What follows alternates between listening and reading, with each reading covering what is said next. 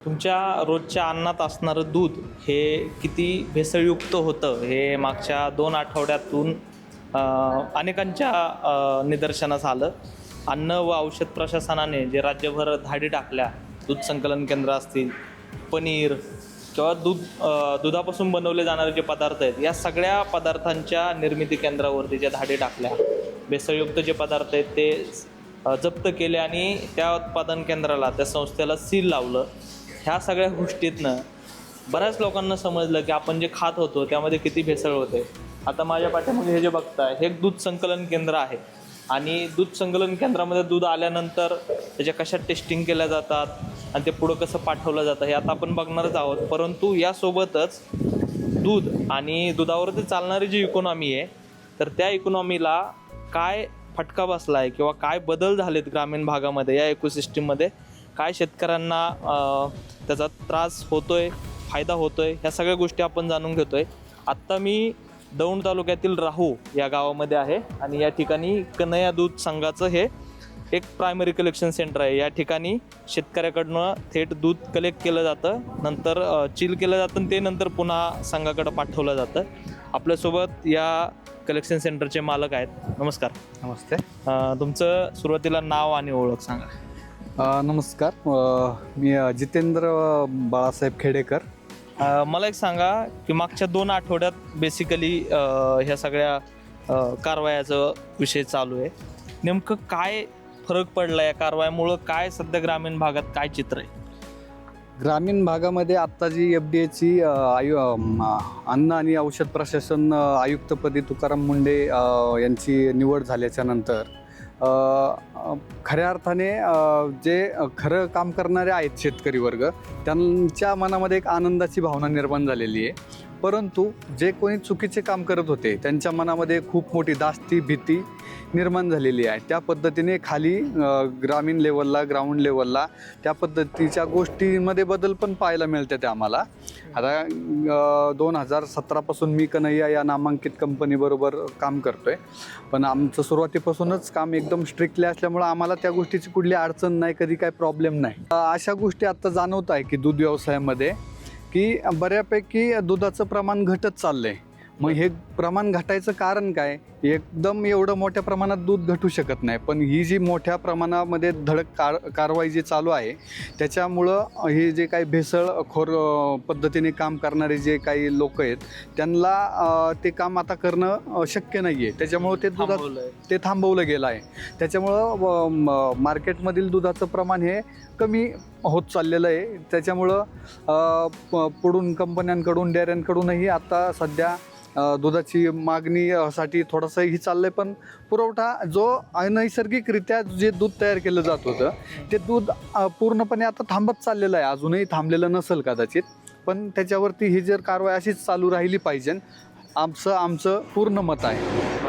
मला एक सांगा, तुम्ही आत्ता जे म्हणालात की दुधाचा जो पुरवठा होता तो आता कमी झाला, साधारणतः तुमच्या तालुक्यामध्ये किंवा तुम्हाला जेवढ्या एरियाचा अंदाज आहे त्यामध्ये साधारणतः किती प्रमाणात दूध कमी झालं आहे?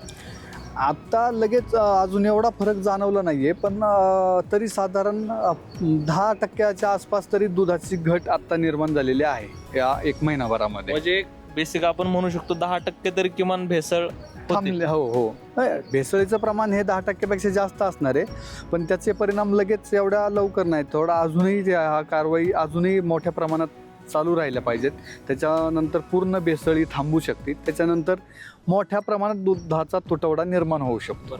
आपल्या या परिसरामध्ये, शहर सोडता ग्रामीण भागामध्ये असं कुठल्या तुमच्या ओळखीच्या ठिकाणावरती कारवाई झाली आहे का? तुमच्या आहे का? नाही, अजून आमच्या जवळपास किंवा माहितीच्या ठिकाणी कारवाई अजून दिसलेली नाही आहे, पण बऱ्यापैकी आता मीडियाच्या माध्यमातून या गोष्टी असं समजत असतात की कुठं काय झालं. त्या पद्धतीने थोडीशी कामकाजं चालू आहे. कुठं खाव्याचे प्लॅन्ट, पनीरचे प्लॅन्ट याच्यावरती कारवाई प्राथमिक स्वरूपामध्ये आत्ता चालू आहेत. अजूनही दूध व्यवसाय डायरेक्ट असे जे आपले सेंटर आहेत मोठाले, तिथं काय अजून आम्हाला माहिती नाही आलेली, पण ज्या ठिकाणी खावा बनवण्याची काही सेंटर आहेत, पनीर बनवण्याचे सेंटर, त्याच्या ठिकाणी खूप मोठ्या प्रमाणात भेसळ होत असते. तिथं आत्ता पहिल्यांदा धाड पडलेली. मला एक सांगा की भेसळ जी आहे ती त्याचं नेमकं कशा पद्धतीने भेसळ होते, काय म्हणजे कुठल्या लेवलला होते आणि काय काय मिक्स केलं जातं दुधामध्ये? आता याच्यामध्ये भेसळ करणाऱ्यामध्ये शेतकरी नसतात, पण आता ज्यानंतर समजा काही मोठाले सेंटर चालक असतात किंवा काही 50,000 1,00,000 लिटर जे काही दूध गोळा करतात, त्यांच्या माध्यमातून ह्या भेसळीचं प्रमाण आहे असं एक आमचा एक व्यावसायिक अनुभव आहे.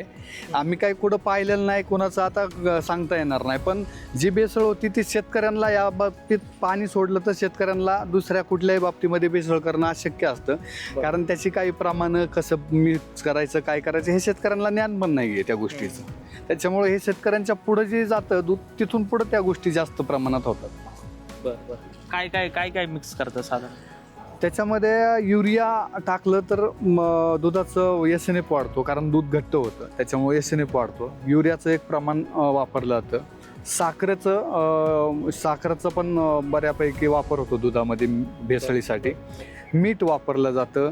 पुन्हा दूध पावडर असतात की ज्या रिजेक्ट केलेल्या पावडर असतात कंपन्यांनी, त्या पुनर्मिक्स करून पुन्हा दुधाचं क्वालिटी वाढण्यासाठी या गोष्टींचा वापर केला जातो, असा आमचा एक जनरल माहिती आहे की आता दूध व्यवसायामध्ये डिटर्जंट पावडर सुद्धा वापरली जाते दुधामध्ये.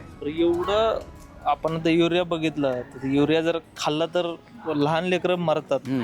ते जर यूज करत असाल तर त्यांनी काय हानी होत असेल? नाही, त्यांनी 100% आपल्या शरीरावरती माणसाच्या शरीरावरती त्याचे पूर्ण साईड इफेक्ट आहेत चुकीचे, की घातक येते.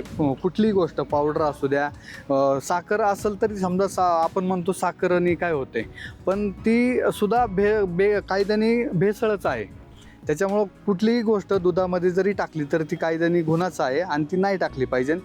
आणि ही पावडर, साल्ट, मीठ, युरिया याच्यासारख्या अजूनही अनेक गोष्टी आहेत की त्या आणखी घातक आहेत की मला सांगता पण येणार नाहीत. आता अजूनही घातक गोष्टी आहेत त्याच्यामध्ये. तर आता ह्या कारवाईच्या पार्श्वभूमीवर तुम्हाला कंपनी असेल किंवा शेतकरी असेल तर दोन्हीचा तुम्ही दुवा म्हणून काम करताय. बरोबर. तुम्हाला कंपनीकडनं काही सूचना आल्यात का किंवा शेतकऱ्याकडनं काही सूचना आल्यात का, आणि आल्या असतील तर त्या काय?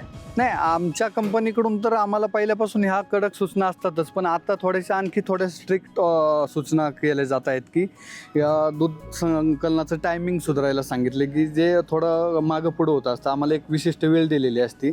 त्याच्यानंतर पण एक साधारण 9-10 पर्यंत आम्हाला 10 वाजेपर्यंत संकलन करायचं असतं, पण थोडंफार गाड्या लांबून येत असतात त्याच्यामुळं थोडं मागं पुढं होतं. कारण का आता दूध शेतकऱ्याकडून घेतल्याच्या नंतर लवकरात लवकर ते चिलिंगला पडलं पाहिजे, हा त्याचा पहिला हो. त्याच्यानंतर दुसरी गोष्ट की आता आम्हाला ज्या सूचना दिल्या गेल्यात की भेसळ, आता समजा आमचे जे केमिस्ट आहेत, हे IDD डेअरी डिप्लोमा झालेले केमिस्ट असतात, त्यांना त्यांच्या टीमद्वारे सूचना दिल्या जातात की पूर्णपणे डेली बेसिसवरती रोजच्या रोज कॅन्ड वाईज दूध चेक करूनच आतमध्ये घ्यायचं. जर काही शंका आली किंवा काही वाटलं त्याच्यामध्ये तर ते पूर्ण दूध आम्ही रिजेक्ट करून इथं वतूनच दिलं जातं, ते रिटर्न पण दिलं जात नाही, डायरेक्ट डिस्ट्रॉय केलं. हो, कारण का आता ते दूध दुसरीकडे जाईल म्हणून आम्ही ते ओतून देतो दूध.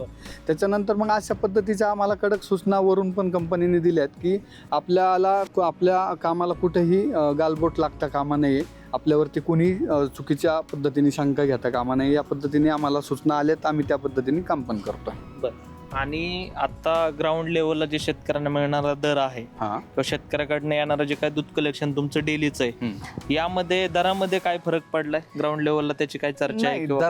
दरामध्ये अजून नाही तरी काही मोठा बदल झालेला नाहीये. आता साधारण 37-38 रुपयाच्या रेंज प्रमाणे दर आहेत. तर हे गेली 1.5-2 महिन्यापासून तसेच रेट आहेत. अजून काही दर वाढीच्या काही आम्हाला तशा माहिती मिळालेली नाहीये, पण शक्यता आहेत आता तशा. कारण ह्या गोष्टी पाहता दुधाचं ज्यावेळेस प्रमाण कमी होतं त्यावेळेस मागणी वाढती, त्याच्यामुळे रेट वाढण्याची शक्यता आहे, अशी एक थोडीशी बातमी आलेली आहे. या ठिकाणी काही शेतकरी पण आहेत, या ज्यांचं दूध आहे. काय नाव तुमचं? मी दिनेश खेडेकर. बरोबर. किती साधारणतः दूध तुमचं डेलीचं? तुमचं साधारणतः 100-110 लिटर दूध असतं डेलीचं. काय मागच्या 1-2 आठवड्यात काय परिस्थिती आहे ग्राउंड लेवलला? मी आता थोडं काहीतरी आशा पल्लवित झालेल्या आहेत, दुधाचे रेट वाढतील, कारण की हे 35-36-37 रुपयामध्ये शेतकऱ्यांना आत्ताही दूध परवडत नाही आहे, कारण की गाईंचं कॉस्टिंग खर्च वाढलेला आहे. पशुखाद्याचे रेट दुधाच्या प्रमाणापेक्षा जास्त वाढलेले आहेत. त्याच्यामुळं आत्ता काहीतरी वाटते दुधाचं शॉर्टेज आल्यावर निदान दुधाला 5-6 रुपये वाढले तर तेच फायद्याचे. इमानदारीने हा. जे काम करतात त्यांना इमानदारीने असं काम पण करतात. झालंय दुधाचं शॉर्टेज झालं असं वाटतं, दिसतंय का तुम्हाला? आत्ता तरी वाटायला लागलंय तसं. म्हणजे नाही का आत्ता दुकानात गेलं की खावा पनीर मिळायचं थोडंसं कमी पडलं. कमी झालंय हा. की ह्या लेवल म्हणजे राहू मध्ये सुद्धा हो मिळत नाही. नाही मिळत नाही असं नाही, पण हा, प्रमाण कमी shortage दिसते. हा. कारण ज्या पद्धतीने मोठ्या मोठ्या प्रमाणात जे पनीर यायचं ना ते पनीर आता कमी दिसायला लागलंय. खावा तर बऱ्यापैकी हा काही प्लांट वरती आम्ही स्वतः पण बघितलेल्या होत्या काही गोष्टी कमी झालंय. काही वर्षांपूर्वी, की ज्या प्रमाणामध्ये तिथून खावा निर्मिती व्हायची त्याच्यात आता पूर्णपणे 50% घट झालेली आहे. तुमचा काय अनुभव आहे? काय काय बाजारामध्ये काय बदल दिसतो? म्हणजे आता दुधाचे पदार्थ लोक खाताना विचार करायला लागले त्याला हे भेसळीचं आहे का. त्याच्यामुळं आमच्यासारख्या शेतकऱ्यांना आत्ता आमच्या आजूबाजूचे जे आहेत ना दूध घेणारे ग्राहक, तुमचं दूध आम्हाला मिळेल का डेअरीकडून न घेता, आम्ही तुम्हाला पाहिजे तो रेट देऊ. म्हणजे अशा पल्लवित झालेत शेतकऱ्यांच्या. त्याच्यामुळं गवळ्यां म्हणजे जे दूध उत्पादक आहेत त्यांना काहीतरी आशा वाटायला लागल्यात. इथून मागे जे करतोय नुसतंच हमालीचा धंदा चालल्या गेत आणि आता काहीतरी रेट वाढतील असं वाटायला लागलंय. बरं, आता तुम्ही सांगितलं की 2017 पासून तुम्ही या व्यवसायात आहात. मला एक जेन्युइनली उत्तर ह्याचं हवं आहे की भेसळ होत होती, ह्याच्यावरती कोणाचा कंट्रोल नव्हता आतापर्यंत तसंच दिसतंय ना. जी भेसळ होत होती बऱ्यापैकी आम्ही पण कधीतरी बातम्या ऐकायचो की इकडं अन्न प्रशासनाने धाड टाकली एखाद्या डेअरीवरती आणि तिथं भेसळीचं काही गोष्टी आढळल्या पकडल्या, पण त्या फक्त नावापुरते 1-2 दिवस चर्चा व्हायची, पुन्हा त्यांचं आहे तसंच चालू असायचं. कुठली कारवाई कधी दिसली नाही, काही नाही. मग त्या कशा पद्धतीने मॅनेज होत होत्या का काय त्या होत असतील तशा पद्धतीने होत असेल.